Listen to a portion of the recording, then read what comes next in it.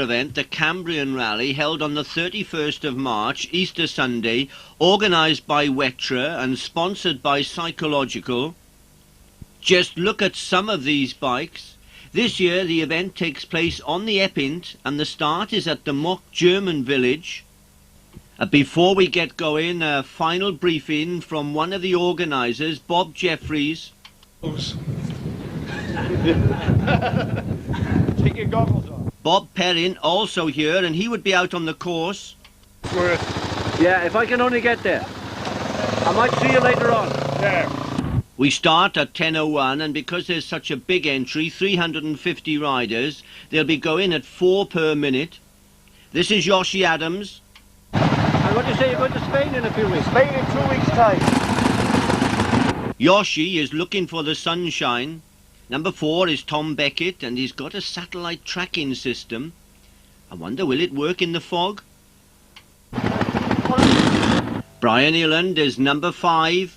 Quiet this morning. Two drinks last night. This is the sort of weather to blow the cobwebs away. Now all the competitors will do 3 laps of the course. There are 2 special time stages, and all the riders will be timed on laps 2 and 3. Hopefully they'll all get round as well. During the early part of the morning it was quite foggy in places. There's no need to rush between the time stages. There are no penalty points for being late, but some people would go faster than others. As the fog began to lift, 3 Suzuki scooters appeared. This was Team Assassin, and the members were Paul Rogers, Simon Hemingway and Lee Davis.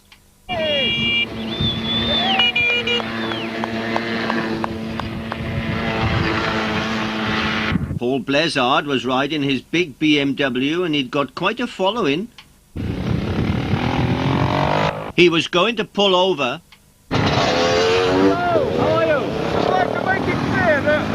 I won 4-3 in the programme, but I won 4-4 in the rally. Very good. A lovely bike too. It's just chill. Yeah. Just make for a nice ride on the Welsh hills. Let's hook the forklift. There were more big machines this year. Richard Hallett was riding a Honda Transalp 600. It was spotlessly clean. Kevin Copleston on the Honda Dominator. Cole Wright from Sunbury-on-Thames riding a Honda Africa Twin. And Tim Marquis on a similar machine. Henry Mawson from the Wirral on a big BMW, the RGS 1100. There were 1 or 2 places on the course which didn't suit these big machines. Even the smaller 250 models struggled a bit. Vaughan John was soon on the way again. Brian Williams on the Yamaha XT600. With the event being staged entirely on the army land, lots of open going. Henry Mawson had to pick his way through some of the hollows. We weren't the only ones enjoying ourselves on Easter Sunday. Bob Jeffries had told everyone not to wander off the course. The 3 scooters kept in very close formation. This was a sponsored ride for charity.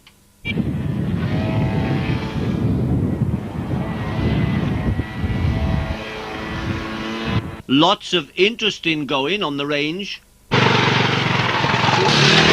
Colin Parks, number 343, was near the end of the field. This was stage 1. We're now on the 2nd lap and all the riders are being timed. Pat Tithe on the big Africa Twin, he prefers the water. Brendan Power was parting the waves for Neil Walker.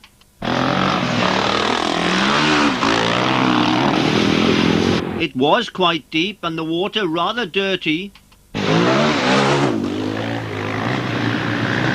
Gary Jones was taking photographs. I think he caught Mark Bramley. Some riders decided to stay on dry land. That's Katrina Price. Now, what is the optimum speed to hit a puddle of water? I think Mark Fairhurst might have got it just right. Number 55, Patrick Hurst from Congleton. Now they were coming through 3 at a time. A satellite tracking system fitted on this next machine, and it must have made the steering very heavy.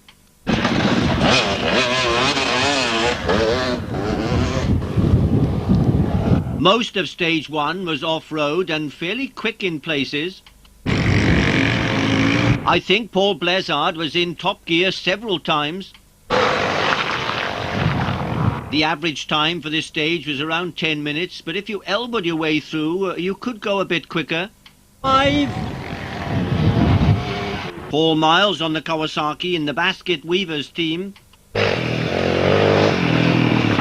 Darren Hare trying to do a wheelie. The riders started this stage at 15-second intervals, so there was lots of action. Steve Haig had made up quite a lot of ground. After stage 2 and very close to the end of the lap, there was another deep puddle of water, but not everyone went through. Richard Tyner would get bonus points for that. Dan Towers thought he'd give his bike a wash before he started lap 3. And for those riders who stayed on dry land, it wasn't all easy going. The going on stage 2 was a mixture of forest roads, a very muddy section, which we'll see in a moment, and then a nice green track into the finish. Tim Marquis was leading the way for Andrew Horn, and the third rider here, that was Derek Edmondson, and he was going to be riding the Dakar Rally later this year. John Munger on the big Kajiva. Sophie Clark made full use of her indicators as she went through the water.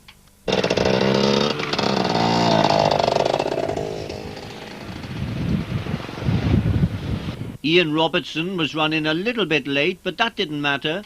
275. I had a bird's eye view of the early part of stage 2 when one of the marshals gave me a lift, but we were only doing 40 miles an hour. It was good that we had some rain, to be honest, mate, because the dust yesterday was... He kept looking over his shoulder and talking to me. I got quite worried. This was going to be an interesting section. Bob Perrin was here. For the action. It was now late in the afternoon, a change in the weather, torrential rain, and 2 of the ladies were coming through. Jill Myers was going well, but Gail Lucas had stopped. I got no clutch. Gail wasn't the only one to stop here. The heavy rain turned this part of the course into a good enduro section.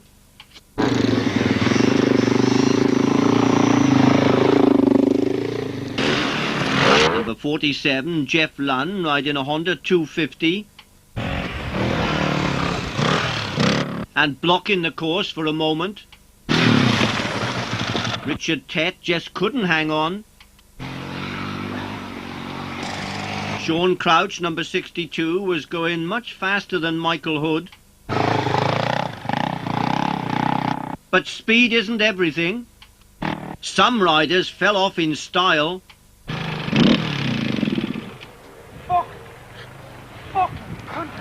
I think I detected an Irish accent. Stuart Bunton was stood up on the pegs. Not for too long. Paul Blezard was having a good day and he was going to win the GS award. Well, just a few of the results now. In the sports bike section, number 19, Neil Walker, won the over 60s class.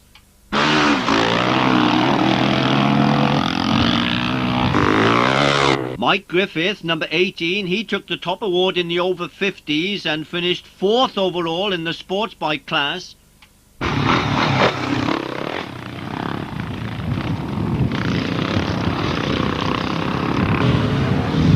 A popular winner in the over 40s, Philip Gunn from Watergrass Hill.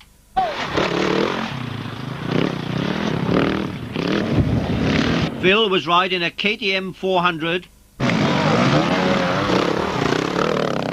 Another Irishman, number 11, Trooper Brian Landers, finished 3rd overall in the sports bike class. I'm afraid I didn't see much of him. The runner-up in the class was number 2, Yoshi Adams. Yoshi spent most of the day trying to stay on terms with Andy Winterbourne. Yoshi was riding in Team Optic Reunion. Could he stay with Andy Winterbourne? So who's leading, do you think, Yoshi? I think it's Andy Winterbourne. He's 20 seconds in front of me after 3 tests. Well, you won't catch him now, will you? No way, no way. Be a miracle. Well, we'll see. See what I can pull out the bag now, last lap. This was the final stage, and although Yoshi gave it his best, he had to settle for runner-up position. But it wasn't Andy Winterbourne who won the sports bike class. The top award here went to Matthew Reed. Matthew, one of our top enduro riders, so these time stages really suited him. He was riding a Yamaha 426. Some results in the trail bike class. The best lady rider was number 33, Jill Myers. Jill was in the Ladies C Red team along with Katrina and Gail Lucas. Bob Room won the over 60s. He was number 146. This was a great achievement because he'd had a hip replacement operation last winter.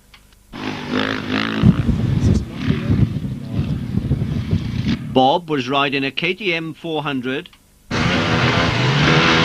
Kajiga took the top award in the over 50s. He also finished 7th overall in the trail bike class. Number 8, Roger Johnson, won the over 40s and he finished 5th overall.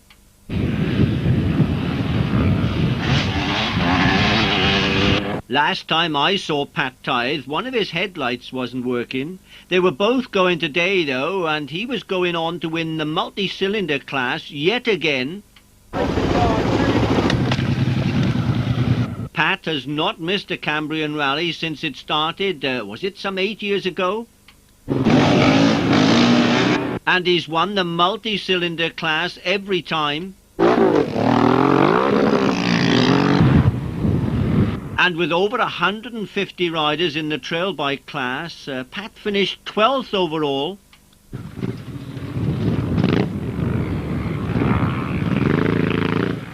The Ladies C Red team well represented today. Katrina finished 3rd overall, also the best 250cc rider.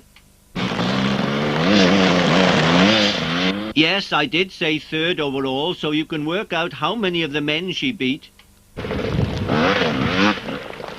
The runner-up in the trail bike class was number 5, Brian Elland. Not looking at his best in the morning. You're very quiet this morning. Few drinks last night. Oh. Don't feel too well today. Oh, same as usual. We need some fresh air to get my head straight. Iron got plenty of fresh air and nearly a cameraman in the process. He finished the day just 6 seconds ahead of Katrina. And the top award in the trail bike class goes to number 1, Andy Winterbourne. I suppose he should have been wearing a yellow shirt. Andy has been winning rallies now for several years. After 4 special stages, he finished the day nearly 2 minutes up on Brian Elland. Well, that was just some of the results in the Cambrian Rally. I think all of them could possibly get speeding tickets. But I think everyone really enjoyed the day.